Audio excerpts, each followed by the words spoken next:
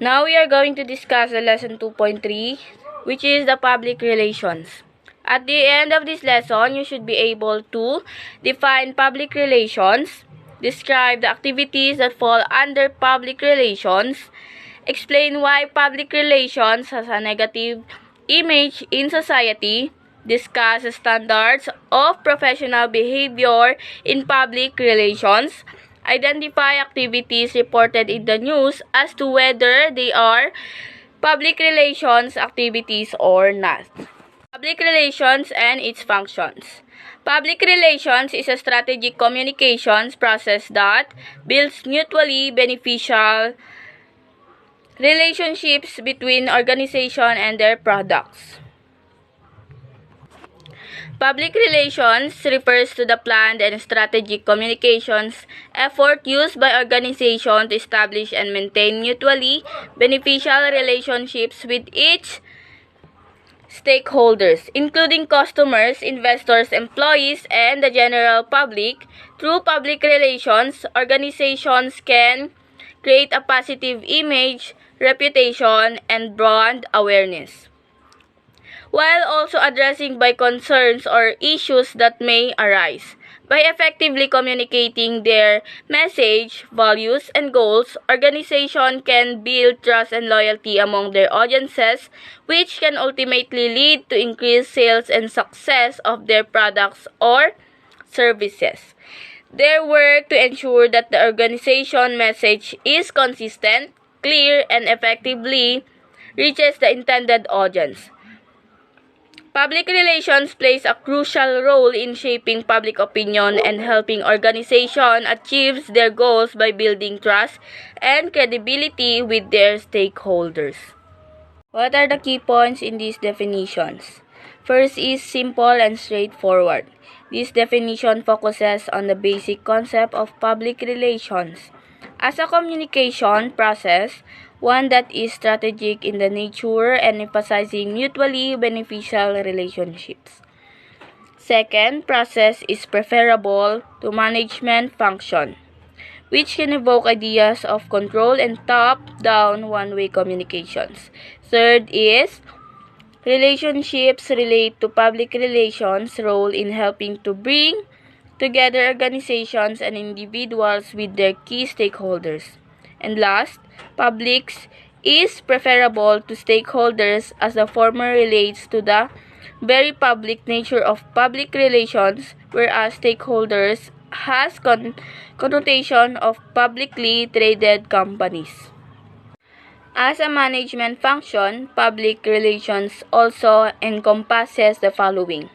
First is anticipating, analyzing, and interpreting public opinion, attitudes, and issues that might impact for good or ill the operations and plans of the organization. Second is counseling management at all levels in the organization with regard to policy decisions, courses of action, and communicating, taking into account their public ramifications and the organization's social or citizenship responsibilities. Third is researching, conducting, and evaluating on a continuing basis programs of action and communicating to achieve the informed public understanding necessary to the success of an organization's aims. This may include marketing, financial, fundraising, employee community or government relations, and other programs. And last is planning and implementing the organization efforts to influence or change public policy, setting objectives, planning, budgeting, recruiting, and training staff, developing facilities, in short, managing the resources needed to perform all of the above. Activities and tools. First is internal communications, which means communicating with employees.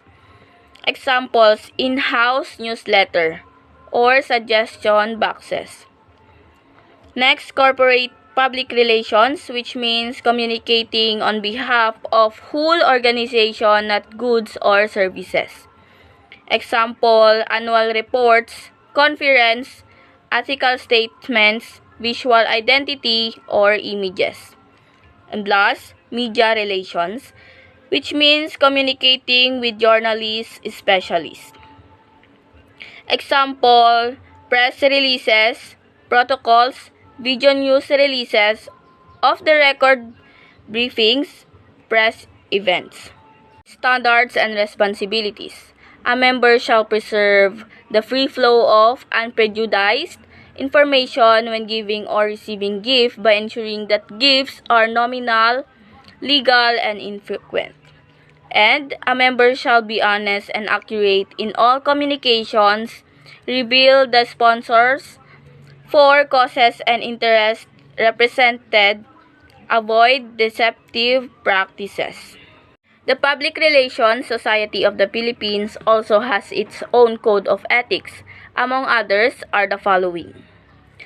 First is conduct our professional way of life with the interest of the public as our basic and primary guide. Second, conduct our activities in full accordance with the accepted standards of trust, objectivity, accuracy, and good taste. Third is uphold the rule of law and the dictates of public order, public policy, morals, and good customs. Fourth is protect the interest of our clients or employees by being faithful to our commitments to them, against which we shall not represent conflicting or competing interests unless full consent is given by all interested parties with full disclosure of facts. Fifth is safeguard the confidence of our present and former clients and employers by keeping trade secrets of or other information of similar nature unless a competent government authority by a reason of national security or public policy orders this disclosure. And last, refuse any form of valuable consideration for a service involving the profession from any other than our clients or employers, even if it does not involve conflicting interests unless all interested parties given full of consent.